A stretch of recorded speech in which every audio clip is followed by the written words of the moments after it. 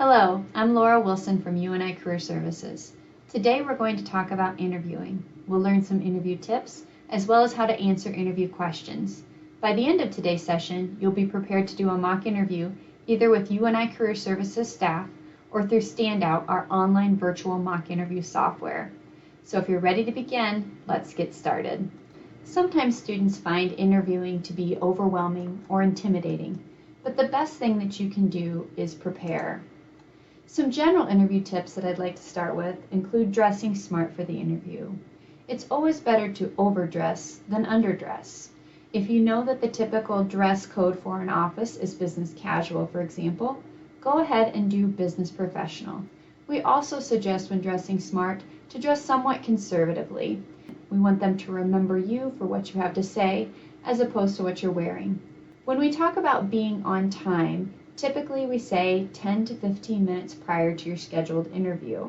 So if your interview is scheduled to begin at 10 a.m., you should be walking in the doors to check in with reception at about 9:50 or 9:45. During the course of the interview, we want you to communicate clearly with the person that you're interviewing with. Make sure that you're getting your point across and make sure that you're answering the question that they've asked you. Some additional interview tips that we would suggest is to know the interview style if at all possible.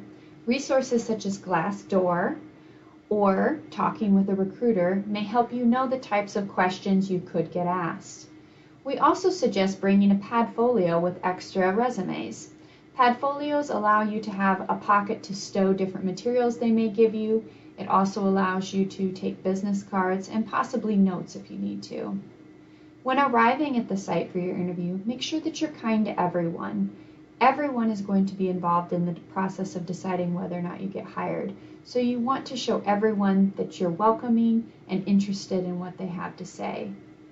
Interest can be communicated not only through what you say, but also your posture. Make sure you sit up straight, you make good eye contact, you smile and are engaged with the interviewer. And finally, this goes without saying, watch your language, your tone, and your nonverbals. Remember that they're assessing everything about the way that you communicate, and you don't want to say or do something that could be misconstrued or offensive. Some common types of interview questions that you could encounter include case-based questions. You could get a case that you need to solve. You could have to do some sort of logic or math-based assessment. You could get asked questions that they want to see your problem-solving process. How many gas stations are there in Iowa? How many tennis balls would fit in a Volkswagen Beetle? Questions like that to kind of see what your method and your process is for solving problems. Technical questions are going to focus on a skill set or a particular trade. So for MIS majors, it might be, what's your favorite programming language and tell me about why. Conversational questions rely on you to talk a little bit about yourself and your interests. You have to be able to relate to these people. They want to get to know you and see if you're going to be a good fit for the team you're going to be working in. Traditional questions you're going to recognize right away. Why did you apply for this position? Tell me about yourself. These are all examples that you would expect to encounter in an interview. Behavior-based questions are what we're going to spend the most time talking about today because they use a very specific method called the STAR approach to answer those questions. Behavioral questions are probably the most commonly encountered type of question that we see from the companies that come to UNI to recruit. Blended interviews are going to incorporate all of these interview types. And when our staff conducts mock interviews with students, we do use all these different types of questions depending on the student's expertise, field of study, or major. Additional interview types that I'd like to talk about today include phone, video, campus, group interviews, and second round interviews. Phone and video interviews are very common to be used for the first round of interviewing. These are ways for recruiters to quickly screen out candidates and arrive at their finalists. Some things to keep in mind with both phone and video is a good internet connection or a good phone connection. If it's video, make sure you're aware of your background, make sure of picture, lighting. There are some production value things you have to take into consideration. Campus interviews are also another form of first round interview that are typically pretty short, 30 minutes or less in length. They can be conducted the day after a career fair, They can also come to campus throughout the semester and do short first-round interviews with students. Group interviews could go one of two ways. The individual could be meeting with several people from the organization, or the organization may bring in a group of candidates and give them a project and assess how they perform together. Second round interviews are typically a final interview. There are companies that will do more than 2 rounds, but typically if you're in a second round interview, you're a finalist for the position. These are typically on site at the company. It's usually a longer day. In fact, you may have a full agenda that includes lunch and a tour.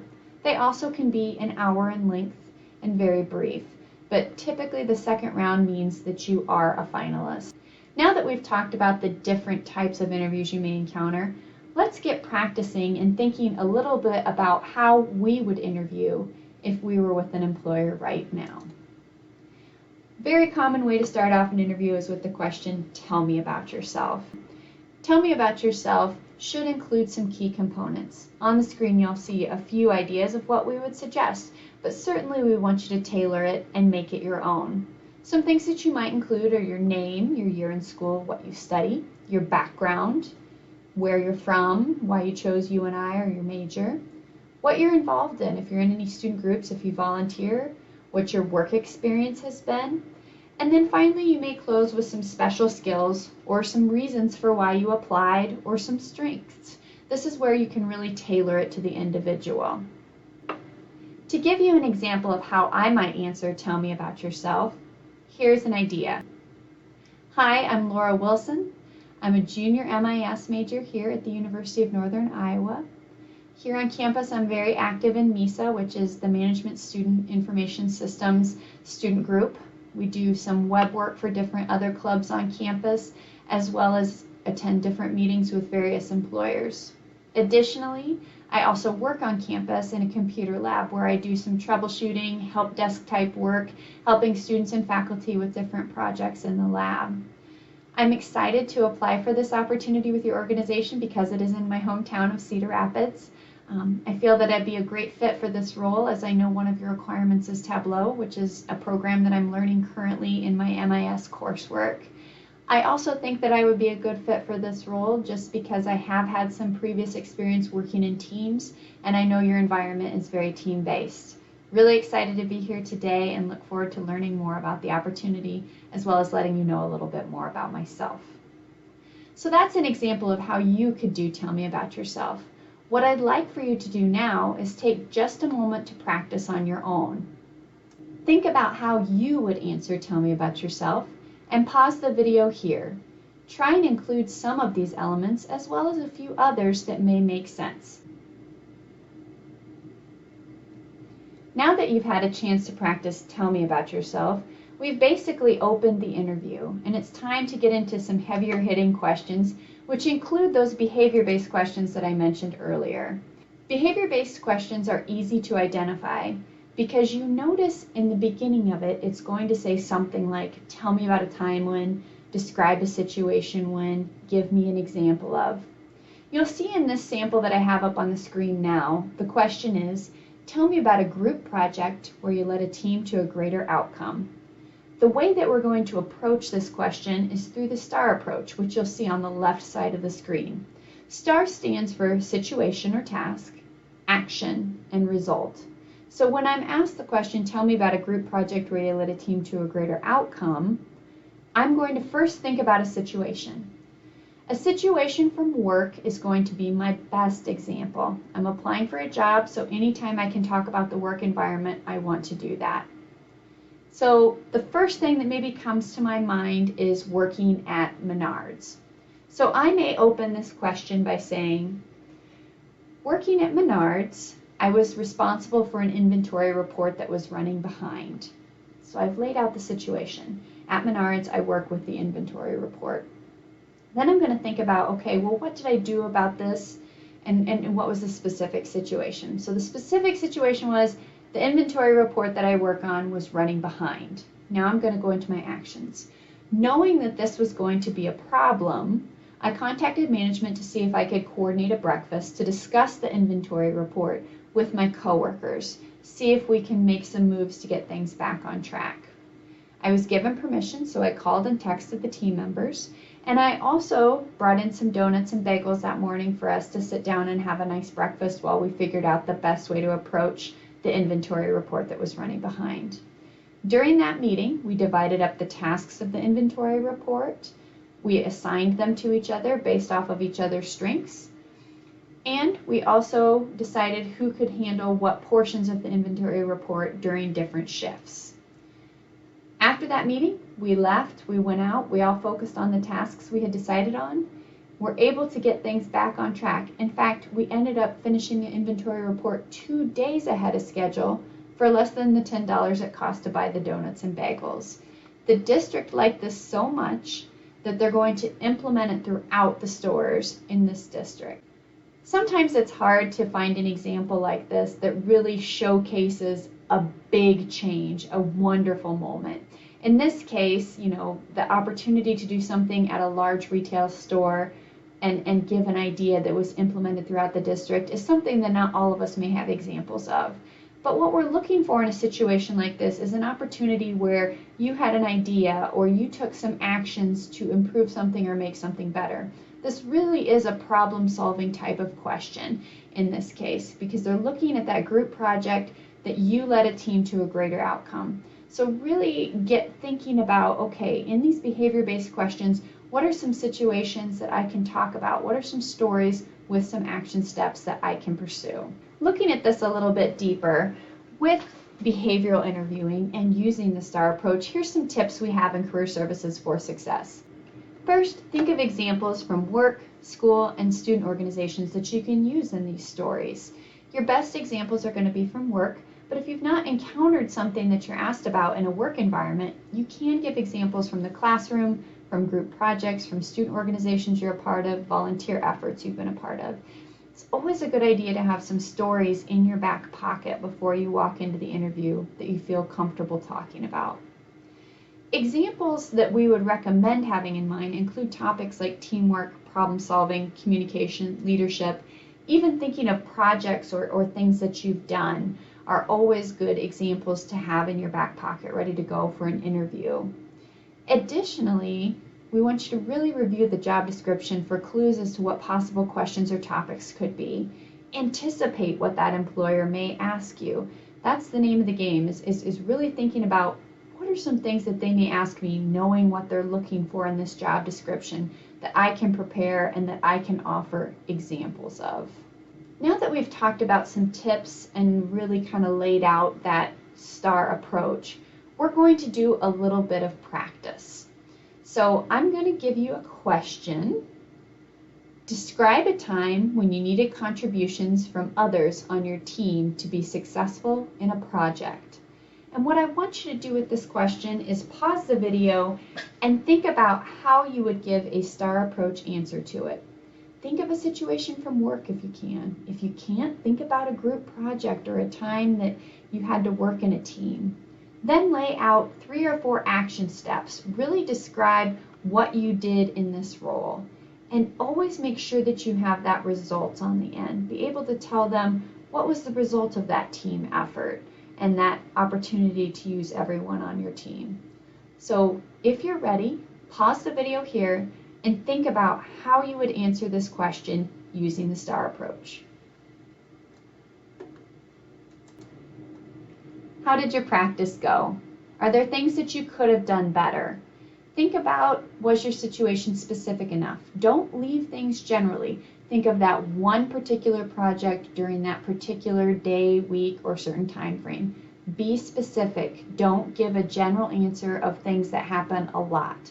I have a lot of students that work in food service where maybe they had a really busy day and they had to rely on their team to provide service to a very full restaurant. However, even if that happens multiple times, I want you to focus on one time in particular. So be very specific. Then take a look at what action steps you gave. Did you give enough action steps? We really want to see as an employer and a potential supervisor how you go about solving problems or how you think about things and how you process them. So make sure you have several action steps. And finally, make sure you have that result. Going back to that restaurant idea, if you really had to rely on your team, Were you able to turn tables in the amount of time that you wanted to? Were you able to make sure that everybody had quality service, even though you were very busy? If you're ready, let's do another practice round, just so that you feel more comfortable and confident. I'll go ahead and I'll pull up your next question now. Tell me about a time you made a mistake and how you dealt with it. Again, use the STAR approach. Really make sure that you have a complete answer. This is a behavioral question, and we want to make sure that we touch on all aspects of the STAR approach. Pause the video and answer the question now. Was it easier to answer a behavioral question this time using the STAR approach? If it wasn't, I would recommend trying some more. You can Google behavioral questions, or on the Career Services website, we do have a list of behavioral questions that you can practice with. The key with using the STAR approach is really making sure that you're including all components of the STAR approach. Some of the employers we work with really require you to have all parts of that question answered before they can move on. So they're taking note and writing down whether or not you gave a specific situation, if you gave enough detail, if you gave them a result. Employers really want you to have those complete answers, and they're going to expect you to have them. If they have to ask you a lot of follow-up questions, that may be a turnoff to them. They may stop doing it and just give up on the interview. So we want you to get used to making sure that you are completely answering behavioral questions with the STAR approach. So again, if you feel like you need some more practice, Google some behavioral questions, practice a little bit more so that when you do your mock interview, you feel comfortable and confident answering behavioral questions. Let's take a look at some of the other questions that I really want you to have prepared before you walk into any interview. Some questions that you should always have prepared include, what do you know about us? Companies oftentimes will ask this question to see if you've done any research, if you know something about their product or services, if you know a little bit about what they do. Companies want to know why you're interested in them and what you already know about them. So always do a little bit of preparation and know something about the company before you walk in. Strengths and weaknesses are also very common questions. What are your strengths? What are your weaknesses? We want you to make sure that you have a good ratio. So if they ask you this question, always have at least 3 strengths. Be able to tell them things about you that you bring to the table. They can be job specific, but they can also be personality characteristics that you don't have listed on your resume. And they can also be position requirements, things that specifically qualify you for the role that you're interviewing for. Weaknesses, I only want you to give 1 unless they ask you for multiple weaknesses.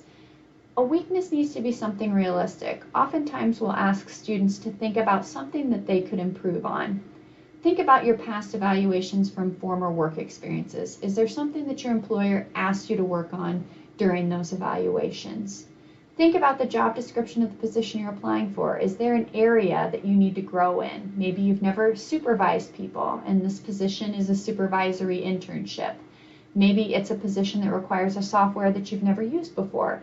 However, you're very tech savvy and can pick it up quickly. Think about something realistic that you know that you can grow and improve in. Why do you want to work for us? Or why did you apply? Be sure you go in the door and tell them exactly why you applied for this position or what drew you to it. As your career advisor, sometimes students will come in and say to me, well, I just really need an internship in my field. But we don't want you to say that to the employer. We want you to have a valid reason for why you want to work for them. Employers want to know that you're excited about coming to their organization or their business. So be able to tell them what drew you to that position. And finally, why should I hire you? This can be an example, again, going back to tell me about yourself. There may be some things you included in there that should be reasons for why you should be hired. Maybe it goes back to your strengths, things that you've mentioned that you bring to the table. Also think about, why would you be a good employee and why are you qualified for this position and why should they hire you in particular? These are all questions that I always want you to have prepared, regardless of what employer you walk into. So be thinking about those things before you do your next interview. At the end of an interview, it's very common for an employer to say, what questions do you have for me? I always want you to have 3 to 5 questions prepared and ready to go. Perhaps you have them written down in your Padfolio before you walk in. And the reason that I say 3 to 5 is I want you to have a few spare questions. Sometimes during the course of an interview, an employer may answer your question because they're talking with you about the role. So you don't want to ask a question about something they've already told you. So that's why you want a few spare questions just in case.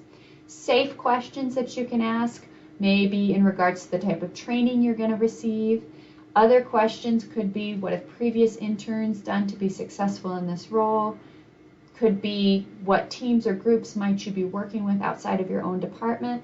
Have some questions ready to go and be curious about the position.